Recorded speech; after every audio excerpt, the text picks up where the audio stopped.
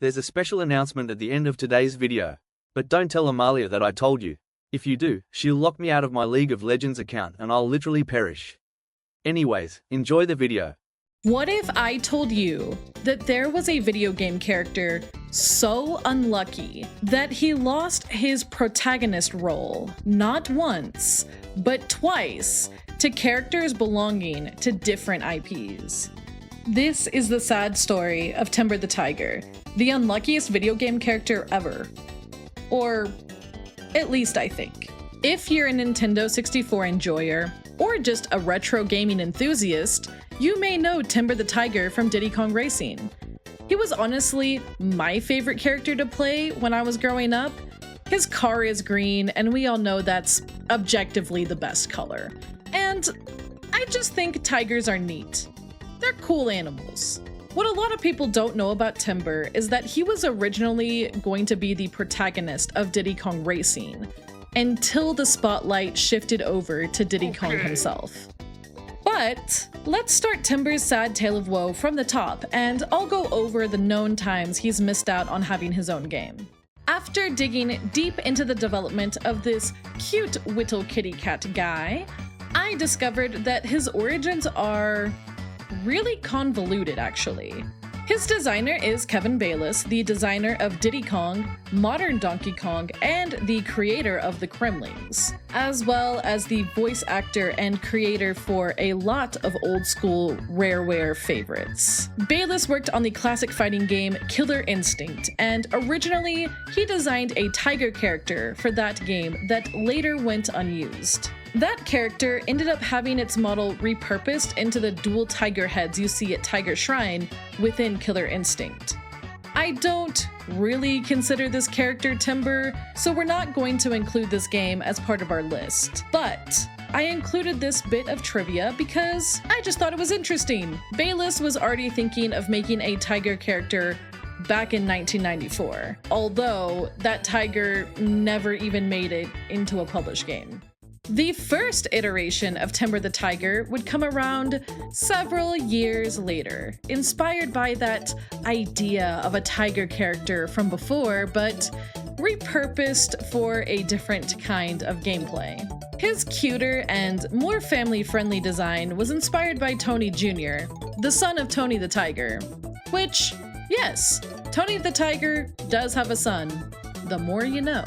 The first game Timber was set to star in was an unnamed 3D platformer for the N64. This platformer existed prior to Diddy Kong Racing and would have featured Timber on all fours instead of being bipedal like he is in Diddy Kong Racing.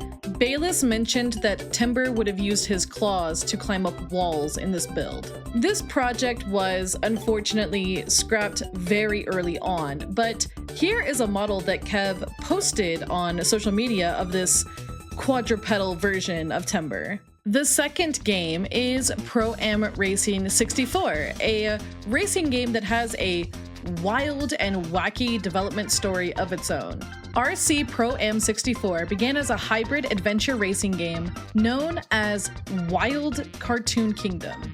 I looked into Wild Cartoon Kingdom to find out more about it, but sadly, I couldn't find a whole lot except some concepts that people believe to be associated with the project. There were mentions of the game having multiple hubs and being kind of theme park-like, but details were pretty sparse overall. At some point in development, the game was renamed and altered slightly into a build called Adventure Racers before being repurposed into RC Pro-Am 64. Pro-Am 64 would have featured Timber as its main character.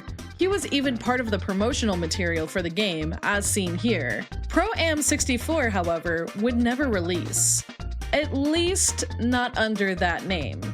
As the story goes, Rareware had invented an entire cast for the game, but upon showing Pro-Am 64 to the higher-ups at Nintendo, it was Shigeru Miyamoto who suggested that they use a pre-existing IP for the game in order to capitalize on brand recognition. This proposal from Miyamoto came very late into Pro-Am 64's development. A lot of the game was already done. Ultimately, it was agreed that the Donkey Kong IP would ensure better sales, so Diddy Kong became the star of the game. Although there are some claims that the Pro-Am 64 team was not thrilled about this, Bayless has expressed that, as Diddy Kong's designer, he was happy to see him star in his own game. Timber was unfortunately sidelined, but there is still some evidence in the game that he was intended as the main protagonist. The entirety of Diddy Kong Racing takes place on an island belonging to Timber's parents, for instance. This is lore that can be found in the manual that came packaged with the game. But this is not the end for Timber. Oh no, because Timber would fail to star in a third game as well. Now, this build of the game, as far as I'm aware, has no official name. I have seen the name Timber 64 attributed to it, but I've also seen Timber 64 attributed to the aforementioned 3D platformer that Timber was supposed to lead in. For clarity purposes, we'll call this third game Timber 64. Just keep in mind that I'm not sure that name is official. Timber 64 was initially an action-adventure game inspired by The Legend of Zelda: Ocarina of Time. According to Kevin Bayless, the game featured Timber as a time traveler in a prehistoric world with a rucksack, baseball cap, and fingerless gloves. He would also have a small dinosaur for a sidekick. Now pause for a second. Oops, too early. And ask yourself, wait, what does this game sound like? I will accept 2 different answers for this. Ready, set, go.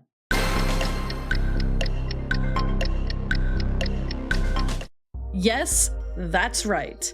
Timber 64 would eventually become Dinosaur Planet, which would turn around and then become Star Fox Adventures.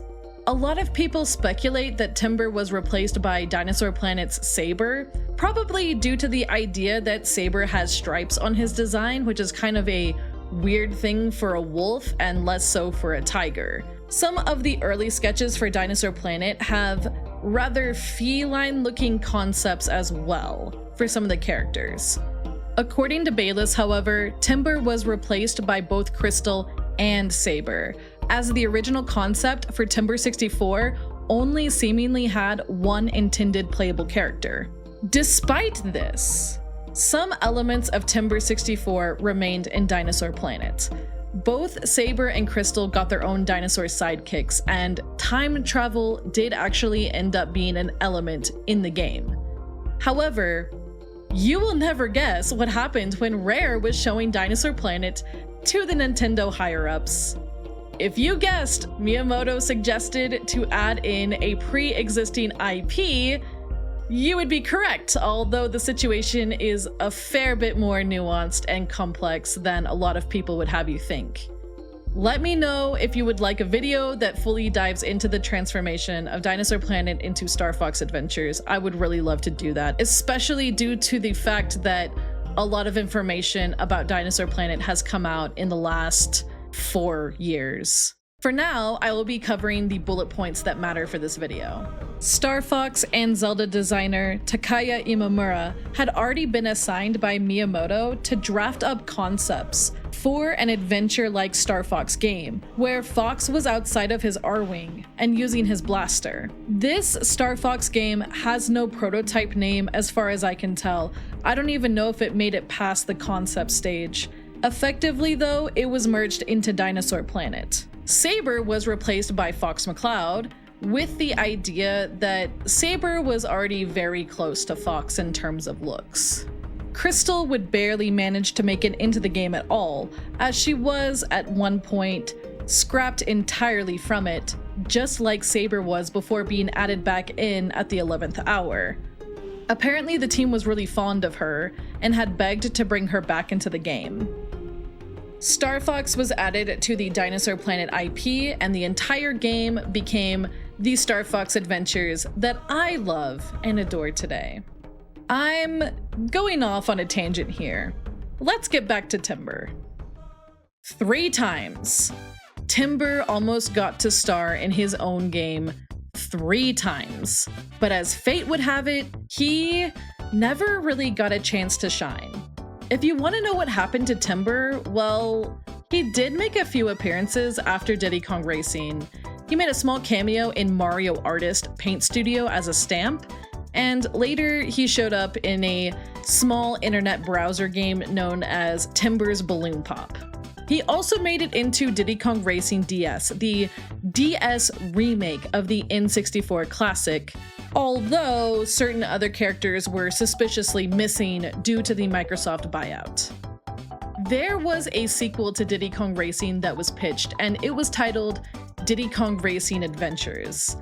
It would have been a GameCube title, and Timber would have also been playable in that game as well, but sadly, it seems like Nintendo rejected it.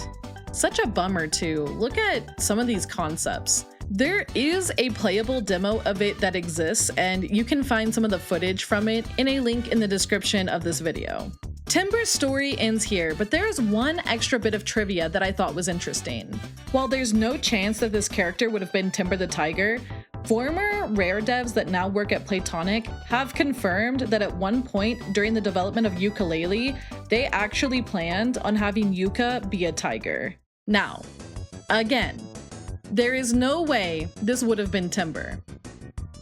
But it's still a really funny coincidence. Tigers in video games are just seemingly doomed or something. I honestly feel really bad for Timber. I feel like he could have been a really fun protagonist for, honestly, either a 3D platformer or for an action-adventure title.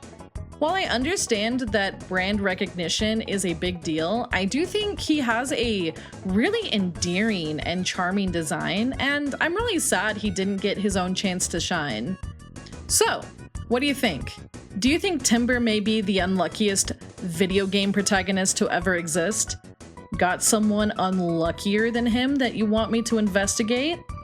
I have it in my script here to say be sure to hit the like button if you liked the button. Be sure to hit the like button if you liked the video, and hit the subscribe button as well for more gaming discussions, news, and lore deep dives. Before we end, there is definitely not a secret trailer for something at the end of this video. Nope. No secret trailer. Not at all.